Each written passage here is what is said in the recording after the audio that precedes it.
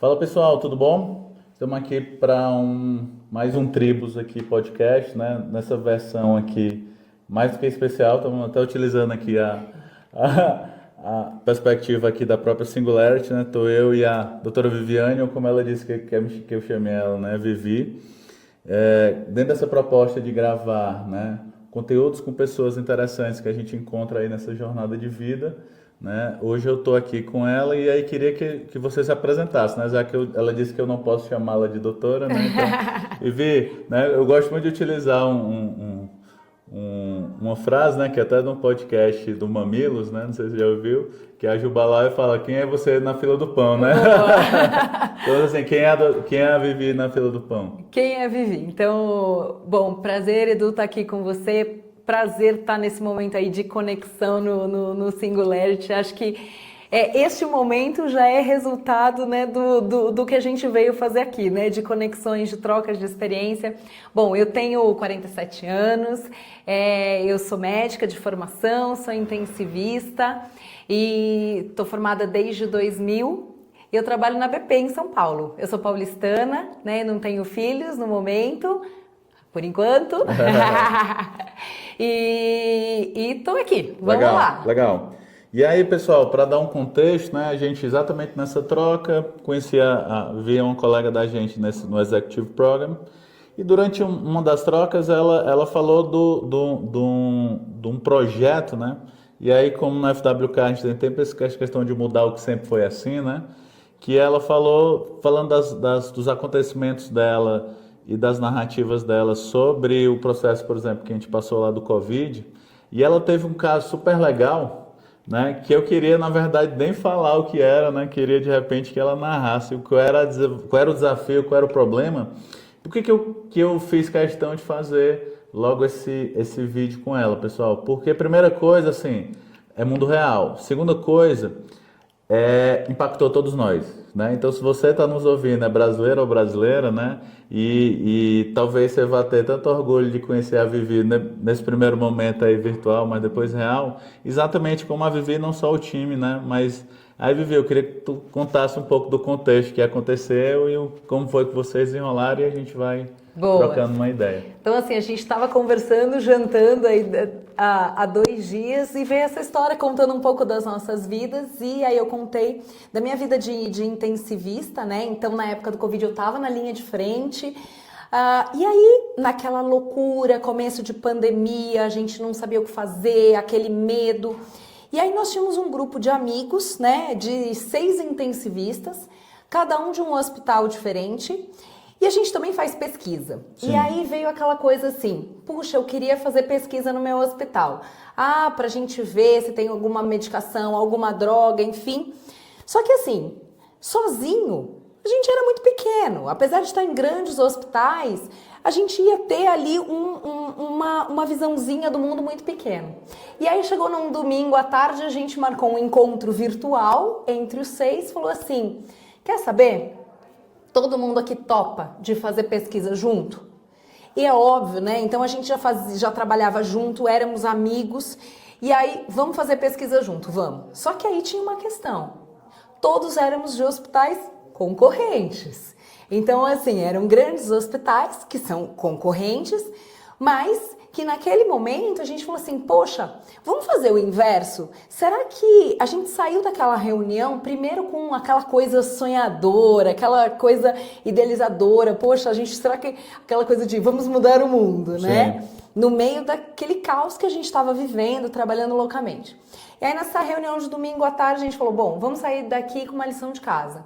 Cada um vai falar com o CEO do seu hospital e vai falar, topam fazer pesquisa nós 6, todos juntos e de forma colaborativa? E aí a gente foi cada um com a sua lição de casa. Olha aqui, Vivi, só dando um contexto aqui, né? Como é que é interessante. Pessoal, cada um de uma organização concorrente, a gente fala tanto de ecossistema. Exato. Entendeu? Num contexto extremamente complexo, vivendo um negócio que, por mais que você tivesse experiência, caótico. Etc., caótico, né? E literalmente num momento ali, né, quase inspiracional, de cara, vamos aqui no mesmo meio dessa coisa, corre, corre, cansado, né? Nem imaginam como era a jornada ali de vocês. E aí tem um contexto da oportunidade, né? E o contexto da oportunidade, ela precisa de ação, que é exatamente aí que vocês falaram. Mas E continua. aí, acho que é muito isso que você falou, né? E contextualizando um pouco, a gente trabalhava de domingo a domingo todos. Isso é importante A gente também. estava com um medo absurdo, porque a gente não conhecia. A Covid tinha acabado de chegar, os nossos amigos pegando Covid, a gente pegou Covid. Então, assim, era tudo adverso e a gente tinha a bengala de falar assim: estamos bem aqui, cuidando dos pacientes e fazendo. Mas aí aquela coisa do sonho e aquela coisa do que nos motiva, né? Eu acho que esse insight, né, de todo mundo falar, e foi uma coisa de conexão, né? E quando a gente Massa. fala de ecossistema, de cooperação, de conexões, parece que tudo conspirou a favor e falou, vamos. E aí a gente teve a grata surpresa, porque os 6 hospitais concordaram de fazer Sensacional. pesquisa Sensacional. colaborativa. E aí a gente ficou... Então, demos o pontapé inicial no momento zero, sem nenhuma formalidade, necessitando de 1000 reuniões e atas, enfim. Foi uma coisa de ideal, de propósito, de ecossistema, de cooperação. E aí, passando esses 4 dias aqui no Singularity, né, e eu trouxe essa história, e me veio muito essa história, porque às vezes a gente pensa que vem lá do líder, do C-Level, a ideia, a gente tem que cascatear. E aí e que a gente tem que ver a importância de ouvir a ponta, de quem está na ponta, né? Quando a gente fala de redundância, quando a gente fala de mais vozes, a gente fez isso. Isso. E aí a gente se encontra muito nisso, né? Porque a abordagem da FWK, ela na verdade é uma abordagem humanística, né? De se fazer gestão da inovação, né? Ou ambidestria, etc., dependendo de como você chama. E quando ela traz todas essas questões na prática, ó, ela não precisou de um AI, ela não precisou de uma ferramenta, ela não precisou fazer um cronograma, ela não precisou fazer nada, mas precisou, de novo, que a gente chama isso na FWK, né, do framework da gente, de jazz. As pessoas estavam lá, né, elas tinham competência e repertório, que é importante, ou seja, para quem toca jazz, né, você tem que ter isso.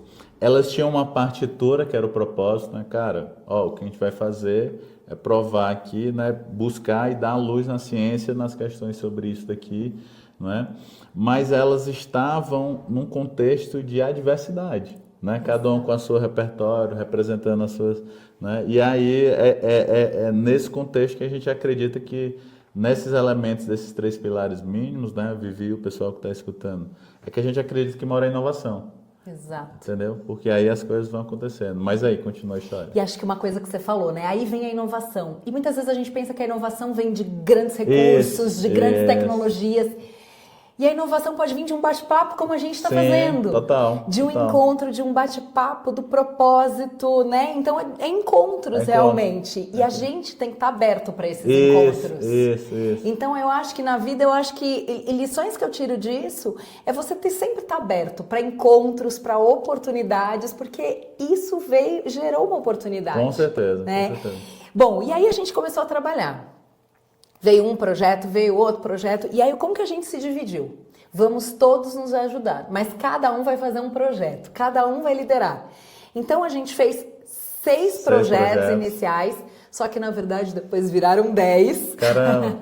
E a gente conseguiu publicar 10 papers deste grupo. E aí, assim, a gente publicou nos jornais mais importantes da medicina, e eu falo isso com muito orgulho, assim. A gente publicou no New England, no JAMA, no BMJ. Caramba. E, assim, era sonho das nossas vidas publicar nesses jornais, e a gente conseguiu realizar um sonho que era, primeiro, muito difícil de ser alcançado, e só conseguiu pela oportunidade, por ter esse olhar, né? Então, acho que, assim... E principalmente vocês trazendo, né? Porque para mim é uma visão sensacional, que vocês construíram ciência aplicada, né? A gente tem que parar, obviamente, grande maioria e falo isso com todo respeito e também me incluo também, né? Quando você está olhando a questão acadêmica, né? Você às vezes está olhando e faz parte, pesquisa básica, etc., e apenas construção de paper. Mas olhe e preste atenção na narrativa. Vocês estão olhando quem está assistindo por vídeo, mas quem está escutando está escutando a emoção aqui da Vivi na narrativa, né? O que eles descobriram na prática, né? Eles foram procurar, né, base científica para isso e isso transformou-se em ciência. Exato. Entendeu? Quer dizer, aí melhora um pouco o que a gente acabou de falar. Quer dizer, eu tinha um desafio, eu transformei aquele desafio numa abordagem de inovação que trouxe inovação e no final do dia essa inovação ela é científica, ou seja, eu fechei um ciclo, né, que não necessariamente é um caminho que eu descobri na jornada. Na sua narrativa foi sensacional. Edu, a gente se reuniu ali como um squad, ou em 6 squads, mas descobriu que na verdade era 10. Cara, e tudo bem. E tudo bem. Entendeu? Não tem nenhum Exatamente. problema nessa perspectiva. Mas aí, Vivi, pô, legal, bacana. Se descobriram, dá o contexto pro pessoal 2 coisas, né? O que era os objetivos, o que é que vocês chegaram ali no final desses resultados, né? E quando ela falou, ela começou contando a história para mim do final, né? Que eu disse, cara, volta todas as casas e conta a história do que aconteceu. O que era lá o propósito que estava conectando vocês lá? O propósito, enfim, a gente queria. Então, assim, éramos amigos que queríamos fazer pesquisa junto, mas de hospitais concorrentes. E aí, o que a gente trouxe? Então, e aí, com essa ideia, com esses valores, com esse propósito. E isso gerou um grande valor, e aí esse valor agregado para a sociedade também. Sim. E o que a gente levou disso, né? Estávamos, de repente, todo mundo na mesma mesa e dando entrevistas e falando com a nossa assessoria e todos os hospitais concorrentes juntos e falando a mesma língua. Então, a gente conseguiu isso não por um momento, como a gente conseguiu vários projetos. A gente conseguiu que estas pessoas que estavam ali representando as organizações, claro, a gente representava a organização, mas a gente tinha ali, né, os diretores, os CEOs, junto conosco, compartilhando este momento conjunto. Legal. E o que a gente levou disso? A gente continua fazendo pesquisa junto. Que legal, foi sensacional. Então, a Covid passou. E que se Deus quiser que continue assim. Oremos. Mas o nosso propósito continuou. Que legal. Então, a gente continua fazendo. E aí, agora, a gente está com projetos e agregando mais pessoas. Legal. Então, assim... Porque eu chamo isso de corrente do bem, né? Corrente do bem. Você vai integrando algumas coisas.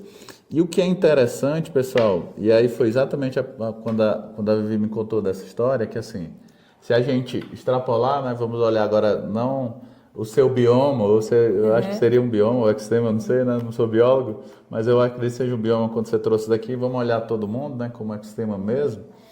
A gente tá vivendo, imagino, né? Na sua profissão como médico, na profissão da gente já acontece muito, né? Da história dos movimentos, né? De uso de informação errada, de fake news, do seus poder, etc. Então, preste atenção como esse projeto da Vivi, e o que massa foi consequência disso, não foi objetivo, porque às vezes a gente está... E aí, de novo, para mim é só tese de inovação na prática, né? Você às vezes procura uma coisa, você descobre outra coisa. Então, ó, esse grupo, né, de Vivi e seus amigos, seus amigos e amigas, né? Eles conseguiram dar como contexto indireto, pessoal, né? E isso também faz todas as teorias de inovação validarem-se de novo, né? Que eles trouxeram luz num lugar onde está só acontecendo, né? Desinformação. Não, cara, informação científica está aqui. O grupo não é o grupo A, foi os 6 grupos, que depois deve ter virado mais grupos, etc., né? Estou falando da perspectiva de grupos econômicos, né? O grupo organizacionais, vamos até chamar, porque a maioria são filantrópicos, né? Mas, enfim, cara, juntou-se grupos diversos, grupo com propósitos diferentes, no mesmo propósito, por um tema extremamente atual. Porque quando você dá a luz científica, né, num tema extremamente delicado, que era a pandemia, né, mais delicado ainda no segmento de vocês, saúde, medicina, prevenção, etc. Com um monte de fake news aparecendo, com um monte de desinformação, com um monte de dúvida, de medos. Então tinha um monte de coisa ali conspirando contra. Isso. Então não era óbvio, né, fazer aquilo. Não era óbvio. Não era óbvio. Mas os resultados daquilo eram óbvios. E aí é legal colocar isso aqui.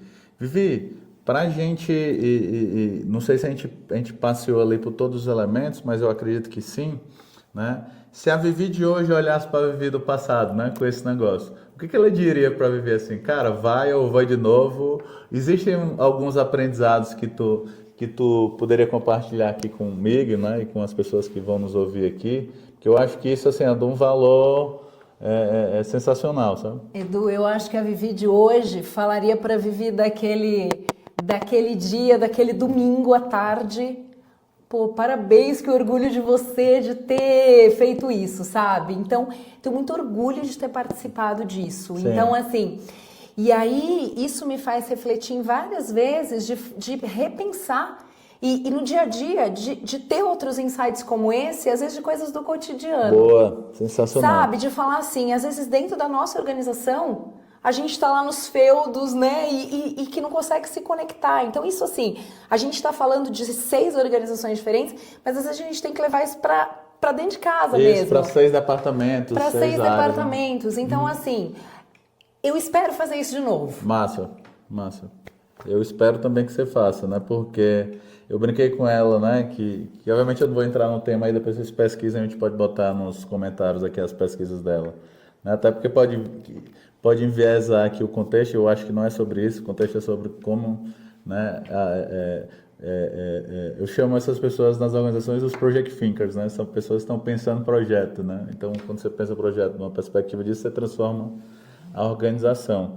E é legal quando tu traz esse contexto, porque muitas vezes a gente, né, até contradicente o que eu vou falar, às vezes, por exemplo, chega uma empresa e diz, cara, eu queria fazer um hackathon, eu queria fazer não sei o quê, e eu pergunto, mas para quê? Entendeu?